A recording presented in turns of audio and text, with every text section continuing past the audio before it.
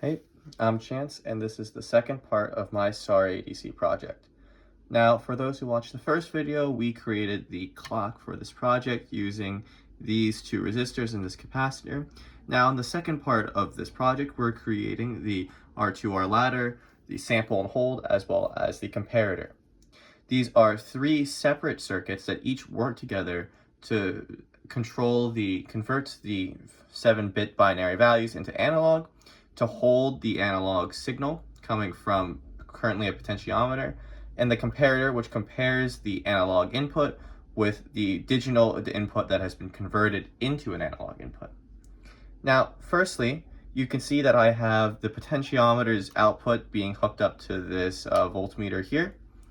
And so currently you can see that this value is being matched in the output of the sample and hold. And you can also see that by changing the potentiometer, the value on the output changes.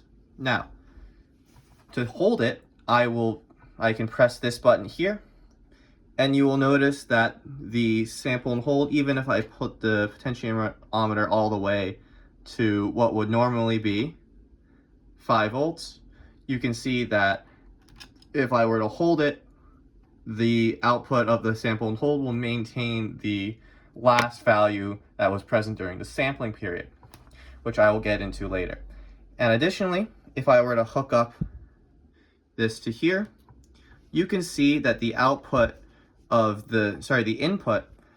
the non-inverting input of the comparator is the same as the output of the sample and hold, and that the inverting input of the comparator is that of the R2R ladder, which you can see if I were to switch on here.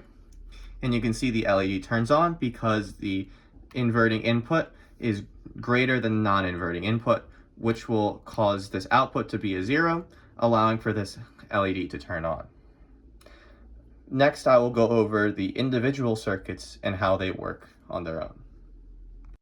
What you can see here is a full set simulation of the sample and hold circuit. Now currently I am holding the logic pin to high, which is enabling it to be in the sampling stage of the circuit. And what that means is that the comparator is taking the current analog input from this frequency and is outputting it in real time. Now this is the natural state of my circuit, where I have it set naturally to high, and then I have a push button that when pushed sets the input to low. And now what you can see here is that the sampling stage is ended, and the final output is the last value that was provided to the comparator during the sampling stage, which in this case was 4.9 volts. And so what this circuit allows for us to do in the SAR ADC is it allows us to take a constant input voltage rather than having to worry about fluctuations, which could affect our final measurements of the voltage and would cause our final digital output to be different from the analog input that we would want to compare with. Is the second part of the part 2 circuit, which is the R2R ladder.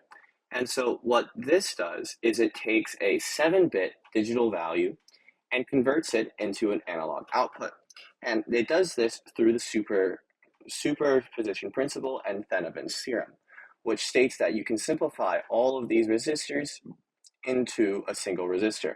And now what you can see here is that if I were to flip this to high, I would be provided with a new digital output. However, I can make any combination of the signals here to create a new output, therefore converting my 7-bit binary value into a voltage that can be taken as an input into the comparator. There is the voltage comparator, which takes the inverting input, which in this case would be the input from the R2R ladder, and the non-inverting input, which in this case comes from the sample and hold circuit. Now, this is a key component of our binary logic tree. So, as you can see right here, currently, the input into the non-inverting input gate is greater than the inverting input, which causes my comparator to output a 1. And what this tells us in the SAR ADC is that the generated digital value is smaller than the analog value, which will cause that current bit that's being analyzed, to stay as a 1. However, if the switch is reversed and that the inverting input is greater than the non-inverting input, the comparator outputs a 0, stating that the generated binary output is greater than the analog input, which causes the comparator to go low and allows for what you saw in the circuit demonstration, which is the LED turning hot. And this will cause the current bit being analyzed to turn into a 0. And this is essentially the logic that allows us to determine a 7-bit value that will allow us to most accurately approximate the analog input.